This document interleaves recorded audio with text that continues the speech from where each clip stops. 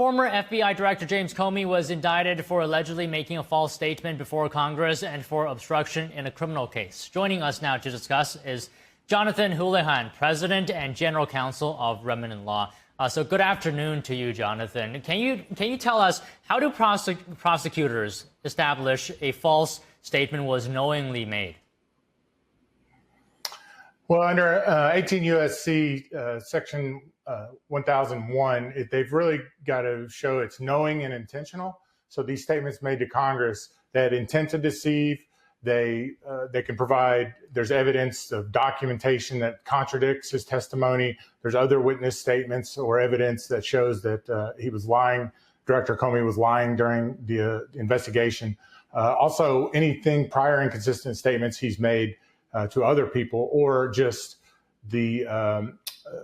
maybe there's evidence he prepared for his testimony. He knew his testimony was false. He had intent to deceive. So really that kind of evidence is what would be key to meet those elements of knowing and willfully lying to Congress. All right. Can you put this into perspective for us, the nature of this case? Is it common or rare for a former high-ranking official to face indictment for congressional testimony? Well, I mean, taking a step back and really looking at the whole macro picture of this, you've had nothing but weaponization of government against President Trump, or whether we're talking about in New York at the state level, we're talking about the federal system. And this gets back to Crossfire Hurricane. So historically, yes, it's rare, but again, they weaponize government against President Trump. So I think what they're trying to reset norms, reset constitutional norms. Historically, though, to answer your question, think back to Scooter Libby in 2007. He was charged with this obstruction charge for the Valerie Plame ordeal. So Valerie Plame didn't give up his source. He was charged with obstruction and this same similar charge. You had Iran-Contra in 1992. There was another, Mr. Weinberger was charged with this. He was affiliated with the Iran-Contra ordeal. But most notably, recently, Roger Stone, right? Not a high level. He was high level, but he wasn't as prominent as FBI director, obviously. He was charged. He had the same charge placed on him. He was later pardoned. So there is precedent for this. It has occurred, but I think for the audience, they need to really take a step back and understand that this isn't retribution. This isn't retaliation. This is really getting us back to those constitutional norms where you cannot have FBI directors leaking to press. Andrew McCabe contradicts some of this. He was the director about leaking these things to press. Really, if you look at it from an operational standpoint, it was an information operation. These leaks were intended to really influence the election, influence Congress, so they wouldn't work with the president. I mean, his first 2 years, he was really jammed up. So historically rare, but really resetting norms if you think about it. Right. So we're talking about falsifying statements and obstruction. How serious are these charges in terms of potential penalties? Well, they carry a maximum. Well, first of all, the 5-year statute of limitations was I think it was September 30th. It's September 30th when it's going to run. So they had to get this indictment out. It carries about a 5-year charge is the maximum penalty. Obviously fines, obviously reputational damage. I think the corporate media is going to say, look, hey, look how bad this is for our government. Can't we all just move on? Again, we have to reset constitutional norms where you cannot weaponize government, especially with a sitting president, carrying on the operation while he was in office. This is the biggest scandal. This is bigger than Watergate. I mean, this is the biggest scandal in American history. So we have to reset those constitutional norms.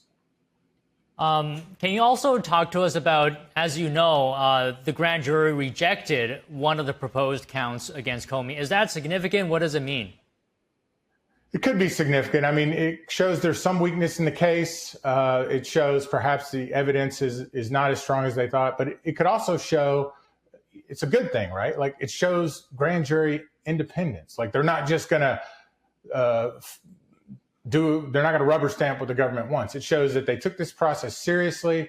They looked at all the evidence, and for the charges that were pushed forward for indictment, those seem like strong charges. The one that there's not a lot of precedent for that in a grand jury where they would deny some and take these other ones forward when they're so similar. But there must have been something in the grand jury that they didn't like.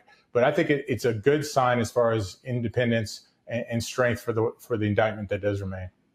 So I just want to follow up on one point you made in the previous response. How do you respond to certain discussions saying that maybe in this case, there's actually an element of charges being politically driven, specifically here? Is there an aspect of executive influence in this process?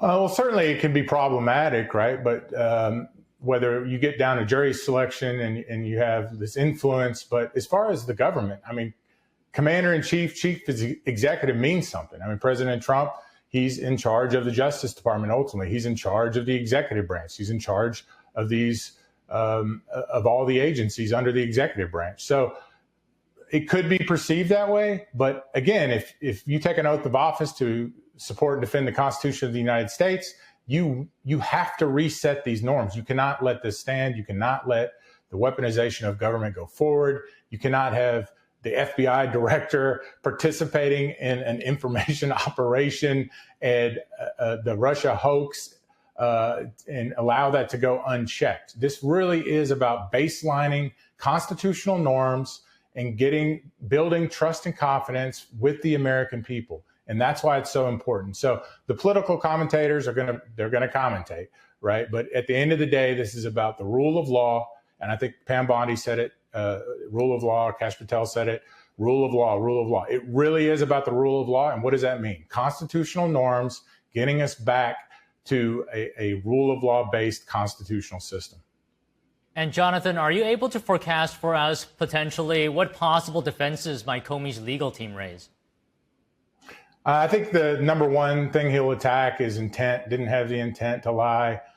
Whatever he said wasn't material. But if you go back to the hearing, I believe it was to Senator Ted Cruz. I think the question was, have you spoken to any media or authorized anybody to speak with the media? And obviously McCabe counters that. So that intent is problematic. I think the influence issue could be a possible defense. I think there'll be challenges with the jury selection if they hadn't heard of it, obviously. So that's an issue. So he's got some defenses and everybody's entitled to a defense. I mean, this is the United States of America.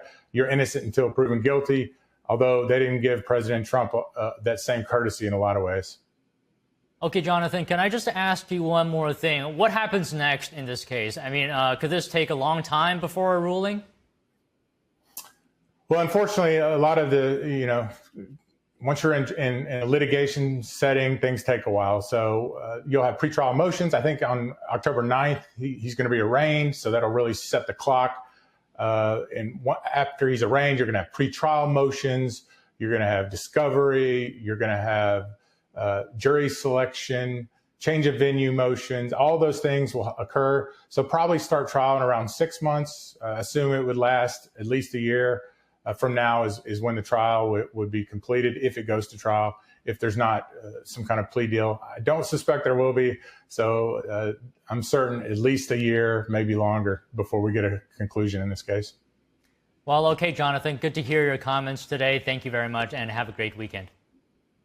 Yeah, thanks for having me. Appreciate it.